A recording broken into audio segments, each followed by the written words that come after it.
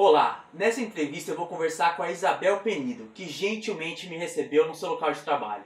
Ela é defensora pública da União e atualmente ela exerce um cargo peculiar. Ela é defensora interamericana, aqui na DPU da cidade de São Paulo. Ela se graduou em Direito pela Universidade Federal de Minas Gerais, fez o seu mestrado em Direitos Humanos pela Universidade de Nottingham, na Inglaterra, e atualmente ela faz o doutorado aqui na Universidade de São Paulo, no Largo São Francisco. Além de contar a sua trajetória profissional, a Isabel falou sobre a sua escolha entre a Defensoria Pública Estadual e a Defensoria Pública da União. E dentro do seu cargo atual, que é o de Defensora Interamericana, ela contou um pouco da sua rotina, que é interessantíssima a experiência de ter contato com outros defensores públicos, tal como do Uruguai, Argentina, Paraguai, Guatemala, República Dominicana e vários outros países. E eu espero de coração que você goste dessa entrevista. Não se esqueça de se inscrever no nosso canal e já deixe o seu like para a nossa convidada. E chega de papo e vamos à entrevista. Então seja muito bem-vinda ao nosso canal, Isabel. E eu queria já te passar a palavra, como é regra aqui no canal, que a pessoa começa falando como que ela entrou no curso de Direito, se ela se inspirou em alguma pessoa, se às vezes a gente nunca sabe, né? Às vezes você conhece já um defensor público e aquilo te inspirou. Ontem mesmo já está no ar no canal o vídeo do Felipe, que ele falou que esse viés de ajudar a sociedade como um todo é uma função dele, que fez uma faculdade pública. Então eu queria que você contasse um pouco de como foi o seu ingresso no curso e como que você direcionou essa sua carreira para a Defensoria Pública, que é algo eminentemente social, né? Bom dia a todos e todas. Muito obrigada, Fernando, pelo convite. É muito bacana esse projeto em que a gente tem a oportunidade de expor um pouquinho da nossa experiência, de expor um pouquinho da nossa trajetória e, quem sabe, incentivar tantas pessoas com potencial a ingressarem nessa carreira tão instigante que é a da Defensoria Pública, né? No meu caso aqui, na Defensoria Pública da União.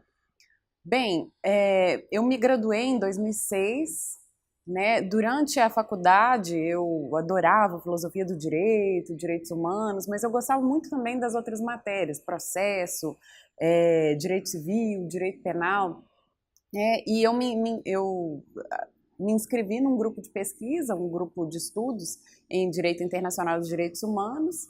Acho que uma das grandes pessoas que me inspiraram foi o professor Antônio Augusto Cansado Trindade, que também é graduado pela UFMG e na época era juiz da Corte Interamericana. Também os professores de Direito Internacional que ministravam aulas lá na faculdade. E a partir desse grupo de pesquisa e de participação em moot courts, né, como a da American University, a gente foi formando uma comunidade de pessoas que atuavam em direitos humanos, que atuavam em campo, né, e quando eu me graduei eu senti uma vontade muito grande de estudar um pouco mais, de estudar no exterior, de conhecer um pouco o direito internacional por outras perspectivas, que não a perspectiva brasileira. Tive essa experiência lá na Universidade de Nottingham. Na época, eu não me interessava muito em fazer concurso público, eu queria um pouco ganhar o mundo, eu queria conhecer, né, os vários caminhos que a perspectiva de direitos humanos oferece, e eu tinha um sentimento, né, assim, na minha universidade quase todo mundo fez concurso, quase todo mundo integra os quadros, né, da magistratura, do Ministério Público, das defensorias, as várias carreiras do serviço público, mas eu senti uma vontade de ter algo mais do que o trabalho de escritório. Era algo que talvez angustie vocês também que estão me assistindo, essa perspectiva um tanto quanto burocrática, um tanto quanto simplesmente argumentativa. E eu gostava do trabalho de campo e queria encontrar um lugarzinho que eu pudesse me sentir um pouco mais confortável exercendo a minha profissão.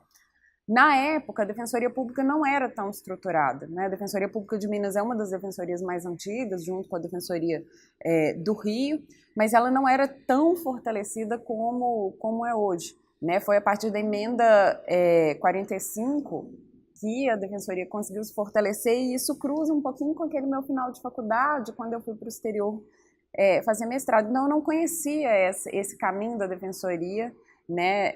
Essa experiência da Defensoria de São Paulo foi criada em 2006, então é bem nessa época em que eu estava me formando e, né, quando eu retornei do mestrado, pensando em fazer uma carreira internacional, pensando em talvez trabalhar numa ONG, etc., eu fui descobrindo, por meio desses movimentos de fortalecimento da Defensoria Pública, que a gente tinha uma experiência local, uma experiência latino-americana, em que a gente tinha condições de repente, fazer uma diferença, né, no local em que eu tenho as minhas raízes, que é o Brasil, no local que tem uma história muito rica, né? E aí eu comecei a repensar essa ideia de não fazer concursos públicos, eu comecei a me enxergar dentro dessa carreira pública, que é uma carreira que eu acredito muito, sou uma grande entusiasta, e foi a partir disso que eu, então, parei, né, em 2008, 2009, eu parei, fiz um plano de estudos bem sistematizado, eu fiz uma pausa nas minhas pesquisas em direitos humanos e comecei a estudar, né, dentro da metodologia necessária para fazer concursos públicos. Não é um momento fácil na vida de ninguém. Total, né? Quando a gente estuda um tema, como nós estamos estudando hoje, né, para pós-graduação, que é um tema que a gente consegue dar uma aprofundada, a gente consegue ter um problema real, uma crise existencial, né, e a partir de uma leitura bem aprofundada a gente vai buscando caminhos e soluções. O estudo para o concurso público é um estudo mais focado, é um estudo mais, ele não é tão aprofundado, né, mas ele exige um volume de conhecimento, um volume um pouco enciclopédico, e isso exige um sacrifício, mas depois é revertido, né, para que a gente consiga exercer a profissão com os vários desafios que surgem, né, depois da aprovação. Então eu fui aprovada e entrei na Defensoria Pública um pouco depois. Depois de quanto tempo que você fez? Você fez cursinho ou você fez o seu plano mesmo? Eu fiz o meu próprio plano, eu conversei com as pessoas. Quando eu retornei do mestrado, aquelas pessoas que tinham se graduado comigo e que tinham desde a graduação se preparado para um concurso, naquele momento elas estavam passando, né? E eu retornei do mestrado com um título de mestre, mas sem uma perspectiva profissional, porque ir ao exterior exige uma renúncia, né, de estar no mercado, etc. Então eu voltei e essas pessoas estavam sendo aprovadas, né? E ao invés de eu usar isso como uma frustração, eu não estou sem uma colocação no mercado, etc., eu resolvi sentar com essas pessoas e entender um pouco, né, das experiências de êxito e os insucessos também, porque a gente aprende com as trajetórias das outras pessoas. E aí eu consegui fazer, né, traçar um plano daquilo que eu achava que poderia me beneficiar. Estudar em cursinho é extremamente interessante porque a gente consegue ter um ritmo, né? Nem sempre o nosso ritmo pessoal ele segue a demanda de estar num concurso público, então ele serve para dar um certo condicionamento. Então eu me inscrevi num cursinho justamente para eu ter esse ritmo, para eu ter uma certa competitividade, para eu ter um estímulo, para eu ter uma rotina. Há pessoas que conseguem fazer isso naturalmente sem precisar. Eu, pensando, né, no autoconhecimento, a forma como eu reagi às provocações, eu achei que o ambiente de cursinho ele ia me ajudar. Então eu fiz um cursinho, mas é essencial ter um tempo de estudos, né? Por exemplo, à tarde eu dedicava um tempo de estudos e eu acabei conseguindo, né, ser contratada para a atividade docente. E a atividade docente, a preparação de aulas, né, eu fui dar aula... ajuda demais, né? Essa atividade docente, ela também estimula muito, porque aí eu acabei não perdendo o acúmulo que eu tinha nas áreas que eram o meu carro-chefe, que eram direito internacional e a área de penal, né, de processo penal. Então isso me ajudou também, o preparo para lecionar e a manutenção das leituras e da profundidade que eu já tinha nessas áreas, elas também se reverteram, né, no concurso, elas me ajudaram a pontuar bem nessas matérias, né, mas eu tive que correr atrás daquilo que tinha ficado. Então foi uma experiência interessante fazer concurso, assim, não é tanto a minha praia, né, eu não sou aquela pessoa com um perfil de fazer concurso, assim, eu gosto mais de um estudo mais acadêmico, mais aprofundado. O famoso concurseiro, né? Ele vai prestando tudo quanto é concurso, né? Você já focou nesse também, né? Eu foquei na defensoria, mas na época eu fiz vários concursos para entender os perfis, para entender o comportamento das bancas, né? O concurso da DPU é um concurso que é feito pelo então CESP, hoje SEBRASP, né? Vinculado ao UNB. Então, esse tipo de coisa te ajuda a condicionar também, a conhecer como que as bancas pensam, né? E a gente tem que também ter o direito ao erro, ter o direito à falha. E muitas vezes é interessante você tentar se condicionar nos concursos que não são sonhos da sua vida, porque você deposita toda a pressão nesses concursos e depois quando chega, né, aquele que você quer tanto, aí você não deposita todas as fichas nele. Então, eu conhecendo mais ou menos o meu comportamento emocional também, como que eu me relaciono afetivamente com esses desafios, eu achei que, no meu caso, era interessante fazer vários. E eu fiz vários, assim, de uma forma tanto quanto pragmática. Né? Até concursos que são fantásticos, mas que não tinham tanto a ver com o meu perfil. Mas isso me ajudou a depositar a bagagem, né? Você foi somando bagagem, né? De erros, de acertos, e aí até você calhou de entrar aqui, depois de muita luta, né? Como você mesma mencionou, né? Você fez um plano, além disso você foi pro cursinho, fez vários concursos aí, e aí já entrando aqui na Defensoria Pública, eu queria que você contasse um pouco, para quem não conhece, né? Às vezes é algo muito... né, instigante para quem gosta dessa área, né? Então, assim, queria que você contasse um pouco do cargo que você está exercendo hoje dentro da defensoria e que tipo de matéria que você vê com muita frequência. A gente está na mesma turma aqui na USP fazendo uma matéria de processo civil latino-americano. E a Isabel é praticamente a única pessoa que atua na prática com a matéria, com esses países todos. Então, eu queria que você contasse um pouco dessa riqueza e aí como que você lida com esse estudo praticamente diário que você tem voltado não só para a academia dessa matéria e de outras que você faz dentro do seu doutorado e também na forma prática, que você conseguiu aliar a teoria com a prática. Então, queria que você contasse um pouco desse contexto tão rico aí. Bem, eu inclusive vou retroceder um pouco a sua pergunta, e ela é muito interessante. Na época da graduação, quando nós fundamos o Grupo de Estudos em Direito Internacional e depois um filhote dele, o Grupo de Estudos em Direito Internacional dos Direitos Humanos, vários dos nossos colegas nos questionavam, estudar o sistema interamericano para quê? O primeiro caso que o Brasil foi julgado foi em 2006, que era já no ano em que eu me graduei. Então, antes disso, quando a gente estava estudando, a gente estudava casos de outros países, o Brasil não tinha condenações, não tinha uma sinalização que vários casos seriam submetidos, não havia uma perspectiva de questionamento, por exemplo, da lei de anistia brasileira ou dos vários casos que chegaram posteriormente. E então havia uma sensação de que era um caminho interessante de estudos, etc., mas não tinha muita aplicação prática. Quem estava estudando para concurso era bem pragmático, olha, isso não vai cair nunca, isso é algo que no máximo você pode dar uma palestra. E meus colegas questionavam isso muito. Será que vale a pena investir uma linha de pesquisa que não existia na época? Será que vale a pena todo esse esforço que vocês estão fazendo? E, na época, pragmaticamente, valia a pena porque a gente acreditava nisso, mas, de fato, não caía em nenhum edital de concurso, não caía na OAB, o sistema era desconhecido, né? E a gente se alimentava muito das palestras que alguns professores que estavam começando a estudar o tema, o professor Antônio Augusto Cansado Trindade, o professor André de Carvalho Ramos também já tinham começado a dar uma guinada e estudar o sistema interamericano, a professora Flávia Pavezan,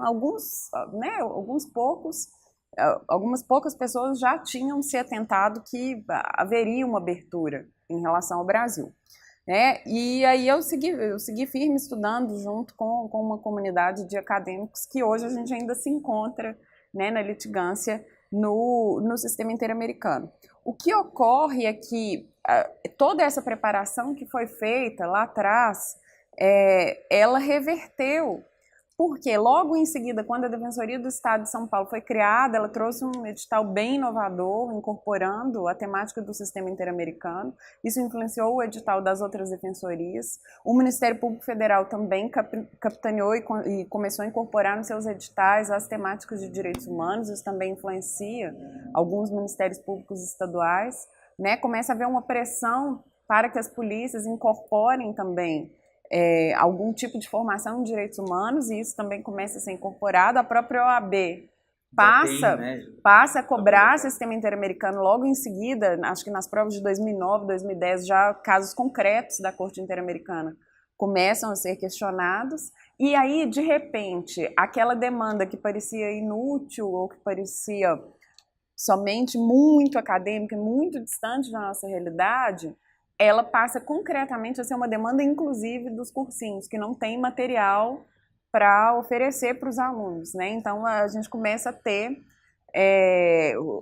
esse tema, ele passa a ser interessante porque ele começa a integrar os editais. Também as linhas de pesquisa das universidades começam a investigar isso e o tema vai entrando aos poucos na agenda. Como a gente pode observar na disciplina, que foi proposta pelo professor Heitor de Sica, que é sobre processo civil latino-americano, existe muito pouco diálogo ainda do cenário brasileiro com os outros países da América Latina, apesar da enorme identidade que a gente tem, né? Inclusive a semelhança de contextos políticos, históricos, culturais, né? Existe uma barreira linguística, mas essa barreira nem é tão grande assim, são dois idiomas muito próximos, né? Existe um passado colonial também em comum que a gente não dialoga sobre ele, e são fronteiras a serem desbravadas. Muitas vezes, quando a gente está estudando um tema novo, a gente não tem a percepção do tanto que ele pode passar a fazer parte do nosso dia a dia. E, de fato, quando eu entrei na Defensoria Pública da União, eu tinha feito uma escolha por não atuar em direito internacional, eu tinha feito uma escolha por não fazer minha carreira, por exemplo, focada nas ONGs internacionais, que era um dos caminhos possíveis e um caminho muito bonito e muito instigante também. Mas eu tinha feito uma opção de uma atuação local, de uma atuação que tentasse fazer uma transformação aqui dentro do Brasil. Eu não tinha uma perspectiva de atuar com o direito internacional dentro da Defensoria, apesar dessa temática já estar começando a invadir as defensorias, né? A internacionalização das defensorias já era um fenômeno embrionário, mas tímido, isso já estava acontecendo, isso já constava nos editais. Então, quando a gente estudava para o concurso, a gente já via experiência, cooperação internacional no Timor-Leste, né, no caso da DPU, a própria figura do defensor interamericano, que entra no regulamento da Corte Interamericana em 2009, e depois ela passa a integrar alguns convênios da Associação das Defensorias Latino-Americanas com a Corte Interamericana, e isso caía nos nossos editais, a gente ia estudando e falava, nossa, de repente existe um caminho. Mas eu não tinha essa expectativa, né, de atuar no direito internacional, e esse foi um caminho que foi sendo aberto, ele foi sendo desbravado por vários defensores de base que acreditaram nisso e que começaram também a trabalhar por essa internacionalização. E aí, finalmente, em 2016, eu tive a oportunidade de assumir, junto com uma colega, nós somos duas defensoras interamericanas no Brasil, eu e uma grande companheira, a Rivana Ricarte, que é defensora do Estado do Acre, né? E então nós agora estamos com esse desafio de trabalhar nos casos que chegam à Corte Interamericana ou à Comissão Interamericana, chegam sem assistência jurídica, né? Aí a pessoa, o peticionário que submete esse caso à corte, ele pode fazer um requerimento para ter uma assistência jurídica, e então a corte ou a comissão notifica a Associação Latino-Americana de Defensorias Públicas, e eles constituem uma equipe para acompanhar esses casos, né? Atualmente eu acompanho 5 casos, os casos são muito densos, muito fortes, né? A Corte Interamericana julga em média de 12 a 18 casos por ano, então um caso ele é bem estrutural, ele é uma temática grande. Os que chegaram até, os 2 que eu atuei na Corte Interamericana, eu acabei de submeter os memoriais e terminar um dos casos, agora que está pendente de sentença, são 30 anos de litigância, né? Então é uma história de vida. Eu tenho um pouco mais de idade do que isso, mas é quase a nossa vida inteira, né, de litigância dentro do sistema. O outro caso também, ele inicia em 94, então também é bem antigo, né? E então agora eu acompanho 2 casos na Corte Interamericana, que eu já submeti os memoriais finais, estamos aguardando sentença. 2 casos na Comissão Interamericana, que já estão em etapa avançada, né? Eles passam por uma etapa de admissibilidade e depois uma etapa de mérito, em que se faz um filtro sobre a viabilidade jurídica. Esses 2 casos da Colômbia já estão em etapa avançada, quase já sendo submetidos à corte, e um caso do Peru em que eu atuo como suplente. A equipe são sempre 2 defensores, geralmente 2 defensores de países diferentes, né, e um suplente que forma a equipe de apoio. Então, é uma experiência muito interessante de trabalhar e de conhecer a experiência das outras defensorias da América Latina, né? Eu atuei já com uma defensora uruguaia, com uma defensora da República Dominicana, defensores da Argentina, do Paraguai, da Guatemala. É uma grande experiência, a gente... Nossa, né? Posso tentar... Eu estou tentando imaginar que eu fico pensando, ainda que a gente, nesse semestre que já está quase no fim, né? A gente está em outubro, a gente vai ter aula na próxima semana, depois em dezembro.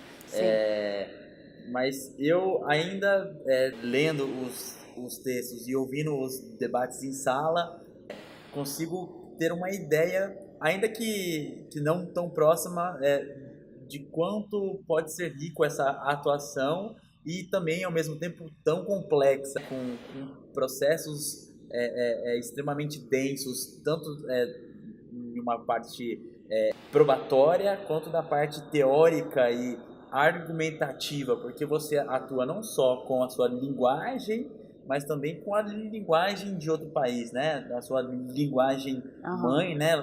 Portuguesa, né? Português, enfim. E aí você vai para um outro país com uma outra cultura, ainda que similar, mas você entende muito, né? Esse contexto. Então eu acho que é um convite para quem às vezes está dentro do curso aí, que não sabe para qual área seguir. Olha onde você pode chegar, né? Olha os países que você pode alcançar e pessoas que você pode trocar, não só experiências profissionais, mas também pessoais, né? Porque a gente trabalha aí não só com crescimento profissional, mas também pessoal, né? Você evoluiu como pessoa fazendo parte desse cargo e conheceu outras realidades em um continente aí tão amplo aí, né? O que é mais interessante da experiência de atuar como defensora interamericana é porque, antes de ser interamericana, é uma atividade eminentemente de defensoria, sabe? É muito parecido com o que eu faço no dia a dia. As pessoas imaginam, né, o nome defensor interamericano é um tanto quanto imponente, glamuroso, enfim, e de fato é muito, muito interessante, mas o dia a dia da função de defensoria interamericana, ela é acumulada com a minha atividade como defensora pública, né? Eu exerço todas as atividades aqui no prédio da Defensoria Pública da União. Quando há necessidade de uma diligência externa, eu vou para o país de origem, eu faço a reunião com a pessoa que é representada, né? A gente faz as pesquisas em campo com as autoridades, etc. A gente participa das audiências na corte ou de eventuais reuniões na Comissão Interamericana que forem necessárias. E, além disso, eu também participo das capacitações e dos espaços em que os defensores interamericanos se reúnem, mas o dia a dia é aqui em São Paulo, ou a Rivana, no caso, lá em Rio Branco, no Acre, exercendo as nossas atividades de defensoria pública.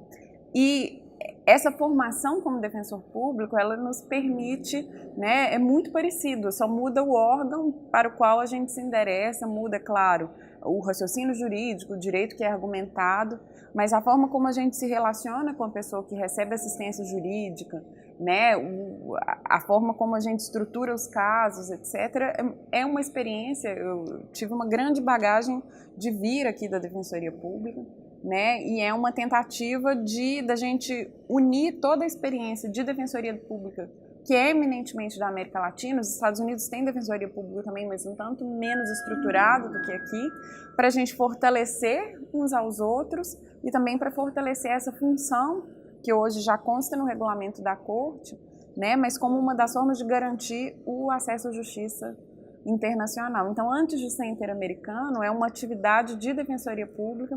As pessoas que eu atendo, né,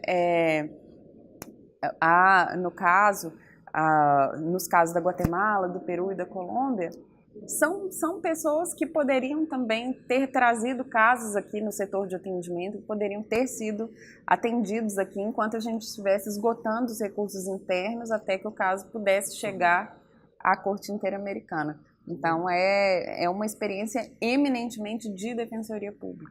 Né? Eu gosto muito de ser defensora interamericana, mas eu gosto mais ainda da Defensoria Pública, de uma forma que eu convoco a todos que sentirem interesse a tentarem esse caminho. Legal, eu vou te dar a palavra novamente, porque você falou muito de uma atuação prática, né, tão complexa e tão rica, né, como eu falei aqui, mas eu queria que você desse um recado mais pessoal, né, às vezes eu sei que você falou de editais que estão se modernizando, estão vindo mais encorpados com esse contexto ibero-americano, né, com toda essa temática aí, mas eu queria que você desse um recado para quem está nos assistindo, né? Eu sei que a sua parceira é de Rio Branco, no Acre. Olha a distância que vocês estão e a proximidade teórica, né, profissional, atuação tão próxima. E eu queria que você, de uma maneira até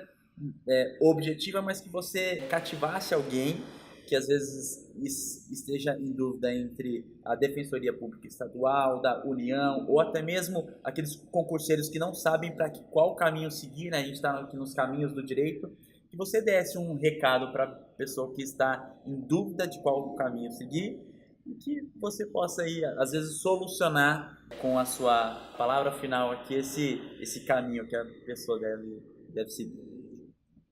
Em relação às distâncias, isso é extremamente interessante, até por a gente estar falando um pouco do sistema interamericano, falando um pouco de outros países, com o processo virtual, com as novas tecnologias, como WhatsApp, FaceTime, Skype, essas distâncias ruíram, né? Hoje eu me comunico quase diariamente, semanalmente, com as pessoas que são atendidas, a gente troca muita informação por meio do WhatsApp, Skype, e-mail.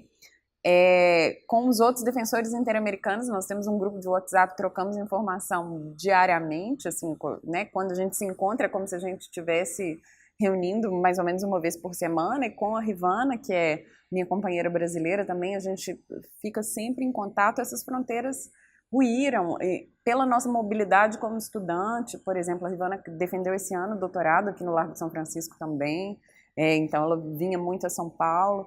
Na DPU a gente tem algumas atividades no norte, a gente participa de várias atividades país afora, assim como a Rivana também participa. Então, essas fronteiras de tempo, espaço, elas estão um pouco diferentes, né? E hoje um defensor público ou qualquer profissional do direito com um processo virtual, ele às vezes atua em um lugar e está em outro, né? Ele precisa de informações, de coletar informações sobre vários pontos do território nacional e às vezes até no exterior. Então isso é extremamente interessante, a forma como as carreiras jurídicas estão incorporando essas novas tecnologias e como que isso é revertido, né, em benefício do processo. Em relação a esse dilema, né, se prestar concursos para a Defensoria da União ou para as Defensorias do Estado, a minha área de interesse específica, que é Direito Internacional dos Direitos Humanos, é uma área transversal, né? Eu poderia fazê-la tanto nas defensorias estaduais quanto na Defensoria da União. E também a área de penal e processo penal, que é a área que eu atuo aqui, eu atuo no 9º Ofício Criminal da DPU de São Paulo, também é uma área transversal, né? Aqueles crimes que são de competência da Justiça Federal são tratados pela DPU, E os crimes estaduais, que são a competência residual, são tratados na Defensoria Estadual, e a execução penal, a parte da situação carcerária, etc., também ela é prioritariamente estadual. Na DPU, essa temática chega com os presos provisórios, que respondem a processo na Justiça Federal, e com os presídios federais, mas ela é uma temática que tem um impacto menor na Defensoria Pública da União. Mas, de uma forma geral, as matérias que me interessam, elas são transversais, o que me permitiu prestar concursos tanto para a DPU quanto para as defensorias estaduais, né? A de Minas, a de São Paulo, eu cheguei a prestar também, logo no início. Então, eu não vejo na minha área de interesse uma prioridade em relação a um edital ou em relação ao outro. É claro que quem gosta, por exemplo, de direito previdenciário é um dos grandes carros-chefes da Defensoria da União. Quem tem um foco mais voltado à área federal, seria mais interessante o edital da Defensoria Pública da União. Por outro lado, quem gosta, por exemplo, de direito de família e sucessões, quem gosta muito de execução penal, são temas que são muito fortes da matéria estadual. Mas a maioria das pessoas com quem eu converso, eu acho que seriam excelentes defensores federais ou defensores estaduais. E é muito importante, a gente vem de uma tradição, a gente mimetiza muito as experiências do Ministério Público e da magistratura na defensoria. E a gente está num momento em que há necessidade de criar uma identidade própria de defensoria, que é uma atividade muito única e muito específica e que tem um contato muito grande com a área social e com as pessoas que são atendidas. E uma das más experiências que eu acho que a nossa carreira incorporou é essa hierarquização, essas disputas entre a esfera federal e a esfera estadual. É como se houvesse uma hierarquia ou como se houvesse uma superioridade de uma em relação à outra. Isso não faz sentido nenhum, Isso não faz sentido sequer se a gente olhar para a Constituição, são diferenças de atribuições, mas o espírito de defensoria é o mesmo, Eu tenho um contato muito grande com defensores estaduais em São Paulo, a gente trabalha em muita parceria. Muitas vezes os grandes casos estruturais, os grandes problemas, desastres, as grandes questões, elas envolvem aspectos federais e aspectos estaduais, então há uma necessidade de construção de uma articulação, de uma estratégia para a gente atacar nos vários frontes. Eu acredito que essa geração nova que tem entrado na defensoria, eu espero compor também com essa visão de defensoria, que a gente consiga ter uma conversa conjunta, a gente consiga construir a nossa identidade conjunta, superando um pouco esse resquício de uma certa hierarquização ou de uma certa disputa política de espaços, porque não faz sentido, E eu acho que falar qual é o melhor edital depende da área dos pontos do edital que você se identifica trabalhando lá na atividade fim. Eu, por exemplo, o direito previdenciário não é muito meu forte. Eu gosto, mas não é o que eu gosto muito de direito penal. Se eu tivesse tido essa visão no edital, eu não vou para a área federal porque o direito previdenciário, por exemplo, não é o tema que eu mais gosto. Eu teria perdido a chance de trabalhar numa instituição que eu adoro, E eu nunca fui alocada na área previdenciária, mas hoje, com o aprendizado, com o entusiasmo dos colegas, já é uma área que me interessa, Eu já vejo um componente aqui de direitos sociais, que é uma das grandes desafios dos próximos anos, com as reformas da Previdência, etc. Hoje já é uma área que eu aprendi a ter muita simpatia, já é uma área que, na atuação criminal da Defensoria Pública, tem vários casos, por exemplo, de estelionato previdenciário, apropriação em débito previdenciário, em que eu tive que estudar esse ramo jurídico para conseguir atuar na área que eu gosto, que é na área criminal. Então, também, por exemplo, direito de família, que não era uma área que eu tinha uma grande afinidade, quando eu entrei na DPU, a gente começou a receber vários casos sobre a Convenção da Haia, sobre sequestro internacional de crianças. E a temática de família ela é muito recorrente, ela tangencia a área de direito internacional privado, que eu gosto muito. Então a gente não pode tratar esses ramos como se eles fossem sabe, tão fechados a um ponto que você gosta ou não gosta. Em qualquer área do direito hoje, esses ramos dialogam, né? Então, a gente vai aprendendo também um pouco a ver como alguns temas são extremamente interessantes e, às vezes, a gente não considerava interessante na época da faculdade porque eles não foram bem trabalhados, eles não foram trabalhados de uma forma que despertassem nosso interesse. Quando vem um caso concreto, um problema real, né, muitas vezes é a chance que a gente vê de tantos temas interessantes que são pouco explorados. Mas então, para quem estiver assistindo, eu recomendo vocês, claro, o ponto de partida é dar uma olhada no edital, dar uma olhada naquilo que é mais parecido com o que você gostaria de atuar, mas também tem uma cabeça aberta para entender o quão é interessante, de repente, trabalhar em algumas áreas quando vem um caso concreto, quando vem um problema real. E eu acredito, eu teria feito, e eu seria tranquilamente defensora estadual com muita alegria, né? E gosto muito da instituição, acredito muito na DPU, instituição que eu faço parte, por essa ideia desse espírito de defensoria, né? É uma atividade, no fundo, atender a pessoa e dar assistência jurídica. As duas atuações são muito parecidas e são muito parecidas também com a função de defensor interamericano. É isso. Eu espero que você tenha gostado desse vídeo. Tantas informações aqui que você deve processar e definir aquilo que te faz feliz, né?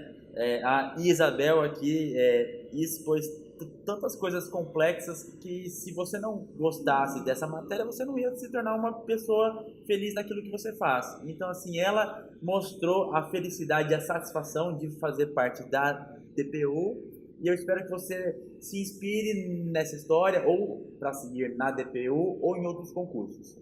Não se esqueça de clicar em gostei aqui embaixo, compartilhar esse vídeo com o maior número de pessoas que você conheça, e é isso. A gente se vê no próximo vídeo. Até lá!